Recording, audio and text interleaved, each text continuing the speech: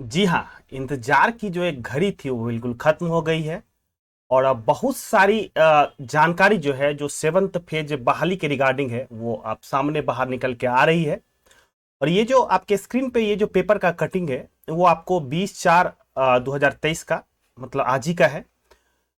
तो बहुत सारी डाउट जो था जो एक बहाली कब होगी, सिलेबस क्या होगा, पैटर्न किस प्रकार होगा, नंबर ऑफ क्वेश्चन क्या आने वाले हैं, क्या निगेटिव मार्किंग होगी, तो इन सारी जानकारी जो है वो आपको इस पेपर के माध्यम से आपको मिल रहा है। तो आप सभी बीपीएससी अभ्यर्थियों का करियर बुक चैनल पर सुस्वागतम। उम्मीद है आप लोग अच्छे होंगे। तो चलिए इन सारी जानकारी को हम लोग बारीकी से समझते हैं और अपने प्रिपरेशन को और थोड़ा सा जोर लगाते हैं। तो आज की इस वीडियो में हम बात जो करने वाले हैं ये कुछ इंपॉर्टेंट पॉइंट है उन पे बात करने वाले हैं। और मेरा बेस जो होगा, सूत्र जो होगा, ये जो आज का पेपर है, पेपर का कटिंग होगा, जो बहाली कब आएगा, पैटर्न किस प्रकार रहेगा बिल्कुल, और सिलेबस किस प्रकार रहेगा, कट ऑफ की भी हमको जानकारी इस पे मिल जाएगी। पहली जो वैकेंसी होगी वो हाई स्कूल को होगी या प्राइमरी की होगी। हाई स्कूल कहने का मतलब यहाँ पे हो गया आपका 9 से लेके 12 तक, और प्राइमरी जो हो गया, प्राइमरी हो गया ये कक्षा 1 से लेके 8 तक का हो गया। ठीक ना। तो चलिए एक एक करके हम लोग सारे पहलू को समझते हैं। देखिए, बहाली या नोटिफिकेशन आपको कब देखने को मिलेगा। देखिए, नोटिफिकेशन की अगर बात करें तो अकॉर्डिंग टू पेपर है आपका जो लास्ट आपका मई में मिलेगा। ठीक ना। या नहीं तो लास्ट मई में अगर नहीं मिल पाया तो देखिए जून के फर्स्ट वीक में तो आपको बिल्कुल 100% आप रखिए जो आपको देखने को मिलेगा। तो एक चीज तो क्लियर हो गया जो आपको लास्ट मई में या जून के फर्स्ट वीक में आपको देखने को मिलेगा।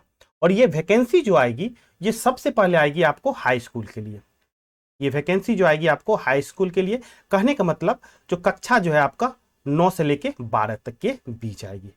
और इस वैकेंसी का अगर आप नंबर जानना चाहेंगे तो देखिए 1,30,000 के अप्रोक्स आएगा या उससे अधिक भी हो सकता है। ठीक ना। तो ये तो हो गई बात, पहला बात जो नोटिफिकेशन कब आने वाला है। अब चलिए हम लोग समझते हैं जो इस एग्जाम में पैटर्न क्या रहने वाला है। ठीक ना। देखिए, अगर हम पैटर्न की बात करेंगे तो पैटर्न होगा आपका, ये जो क्वेश्चन आएगा वो ऑब्जेक्टिव आएगा। मतलब जो एक क्वेश्चन रहेंगे उसके 4 ऑप्शन रहेंगे। ठीक ना। और ये एग्जाम का जो मोड होगा आपको ऑफलाइन, मतलब वही घेरा लगाने वाला। ठीक ना। तो ये तो हो गई बात, ऑब्जेक्टिव होगा। और आपको क्वेश्चन की अगर बात करें तो क्वेश्चन आएगा आपको 100 क्वेश्चन आएगा। ठीक ना। एकदम बिल्कुल ये कंफर्म हो गया आपका जो ऑब्जेक्टिव होगा और 100 क्वेश्चन आएगा। अब बात कर लेते हैं हम लोग सिलेबस का। सिलेबस किस प्रकार रहेगा चलिए समझिएगा देख बात को। जब हम कक्षा 1 से लेकर 5 तक की बात करेंगे तो इसके लिए आपको मैट्रिक लेवल तक का आपको क्वेश्चन देखने को मिलेगा। ठीक ना। मैट्रिक लेवल तक का क्वेश्चन देखने को मिलेगा। कक्षा 6 से लेकर 8 तक की अगर बात करेंगे तो कक्षा 6 से 8 तक में आपको इंटर तक का, ठीक ना, इंटर लेवल तक का आपको देखने को मिलेगा। वहीं पे अगर कक्षा 9 से लेकर 10 की बात करेंगे तो आपका ग्रेजुएशन लेवल तक का मिलेगा।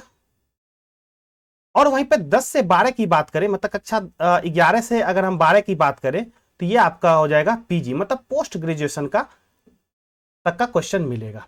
और ध्यान रखिएगा जैसे 9th 10th या 11th 12th में आपको सब्जेक्ट वाइज आपका एग्जाम मतलब होगा। जैसे आप फिजिक्स का है तो फिजिक्स के अकॉर्डिंग होगा, केमिस्ट्री है तो केमिस्ट्री का होगा, मतलब उसका सिलेबस होगा आपका। ठीक ना। तो देखिए, अब यहां पे एक बात और हम करेंगे कि जो पिछले वीडियो में जब हम आपको ये बताए थे कि जो एक समान ज्ञान के बारे में बात किए थे हम, और वो देखिए आज के पेपर में वो चीज कटिंग में है आपको, जो 1 से 5 तक के मैट्रिक सिलेबस। और मैट्रिक के सिलेबस में देखिएगा तो आपको मैथ, फिजिक्स, केमिस्ट्री, बायोलॉजी, साथ साथ में हिस्ट्री, सिविक, ज्योग्राफी, ये सारा चीज आता है। तो आपको हम एक सलाह ये भी दी थी कि जो समान ज्ञान आप लुसेंट का खरीदिए और आप उसको अभी से पढ़ना शुरू कीजिए। ठीक ना। तो कक्षा 1 से 5 के लिए आपको ये बहुत ज्यादा इंपॉर्टेंट है। ठीक ना। तो इसमें आपको समान ज्ञान में क्या मिल जाएगा, फिजिक्स, केमिस्ट्री, मतलब साइंस के साथ साथ आपको आर्ट्स का भी मिल जाएगा। ठीक ना। और मैथमेटिक्स का कंटेंट जो आपको इस चैनल पे आपको अवेलेबल है, आप वहां से जाइए और उसका बेनिफिट उठाइए। जहां तक कक्षा 6 से 8 तक की बात है, देखिए 6 से 8 तक में आप साइंस वाले, आप साइंस का भी इसी लुसेंट में साइंस का आपको बुक आता है वो परचेज कर सकते हैं, ताकि और आर्ट्स में वाले स्टूडेंट अगर ये है तो आप उसे आर्ट्स का भी, साइंस में मतलब सामाजिक विज्ञान करके एक आता है, आप बुक उसे आप परचेज कर सकते हैं और उसको पढ़ना शुरू कीजिए, ताकि आपको बहुत सारा बेसिक चीज क्लियर होगा। और हाँ देखिए ये सब सारी जो बुक है समान लुसेंट वगैरह, ये कॉम्पिटिटिव बेस्ड है, ये तो सभी को पता है। और आपका एग्जाम जो होने वाला है वो भी कंपटीशन बेस्ड होने वाला है, ऑब्जेक्टिव मतलब क्वेश्चन 1 ऑप्शन 4, तो बहुत ज्यादा फायदा करने वाला है आपको ये आपका लुसेंट, ठीक ना। इसी तरह से आपको 9-10th में भी के लिए भी आपको जो जो सब्जेक्ट है उसके रिगार्डिंग आपको बुक अवेलेबल कीजिए और आप उसको पढ़िए, ठीक ना। तो ये तो बात होगी आपको पैटर्न के साथ साथ सिलेबस की बात हो गई। अब हम बात कर लेते हैं कट ऑफ की। देखिए कट ऑफ भी इस पेपर के माध्यम से कट ऑफ के बारे में भी बात किया गया है। कट ऑफ देखिए जनरल कैंडिडेट के लिए ये कट ऑफ रखा गया है 50%। कहने का मतलब जो 100 में आपको 50 नंबर मिनिमम लाना है, ताकि आप काउंसलिंग जो आपके बीपीएससी एग्जाम के बाद जो काउंसलिंग होगा उस काउंसलिंग में आपको पार्टिसिपेट करने के लिए, ठीक ना। अगर हम अदर की बात करें, जैसे ओबीसी की बात कर ले या एससी एसटी की बात कर ले, एससी या एसटी की बात कर ले, तो उसके लिए मिनिमम जो क्वालिफिकेशन है वो 45% है, ठीक ना। मतलब इससे आप ज्यादा लाइए बहुत अच्छी बात है, पर मिनिमम जो आपको उस बहाली में भाग लेने के लिए आपको 45% मिनिमम लाना ही होगा। ये तो हो गया ओबीसी एसटी वगैरह के लिए, और जनरल के लिए 50%, ठीक है। तो उम्मीद है आपको जो चीजें को आप बारीकी से समझ पाए हैं। तो चलिए कुछ और इंफॉर्मेशन एडिशनल हम लोग लेते हैं। अब देखिए जो हाई स्कूल है, समझिएगा बात को, हाई स्कूल में बहाली के लिए क्या क्या जरूरत है इसके बारे में भी पेपर में मतलब बता दिया है। चलिए इन चीज को हम लोग समझते हैं। तो ये जो आपको फॉर्म भरने के लिए हाई स्कूल में बीएड या एमएड, ठीक ना, या तो बीएड होगा या एमएड होगा, साथ में आपको एस्टेट जो है एस्टेट क्वालिफाई होना चाहिए। ये 2 बातें हैं जो कि आपको फॉर्म फिलअप के लिए आपको अनिवार्य ही है, ठीक ना। तो ये तो हो गई क्वालिफिकेशन एक तरह से फॉर्म फिलअप के लिए। साथ में अगर हम इसकी सैलरी की बात करें, ठीक ना, सैलरी की बात करें तो सैलरी आपको इस प्रकार देखने को मिलेगा। जो मूल वेतन होगा आपका 32 से 34,000 होगा, ठीक ना। अब इसमें यह हो जाएगा कि डीए डेली अलाउंस हो जाएगा। अगर एचआरए ऐड किया जाए तो ये आपका हो जाएगा 45 से लेके 50,000 तक के बीच आपका सैलरी बनेगा। और टोटल जो वैकेंसी है सीट की वो 1,30,000 है। 1,30,000 आपको इतना देखने को मिलेगा। और महिलाओं के लिए बिल्कुल बल्ले बल्ले है, कारण है कि इसमें 35% आपको आरक्षण है महिलाओं के लिए।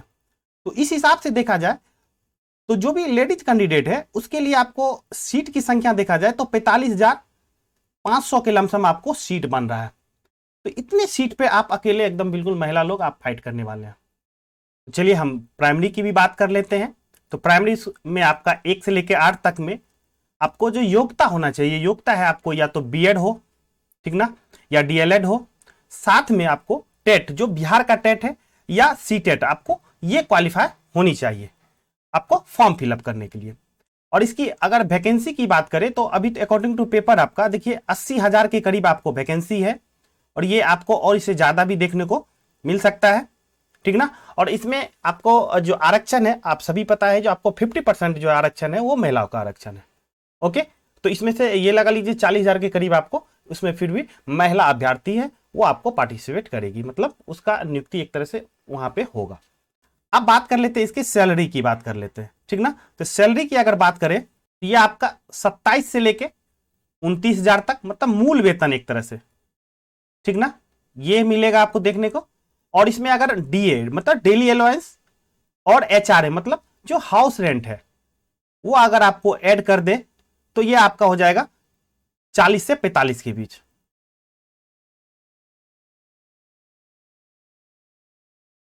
तो एक अच्छा खासा आपको सैलरी भी है और फैसिलिटी तो है ही, मतलब अनुकंपा वगैरह और सारा चीजें है इसमें।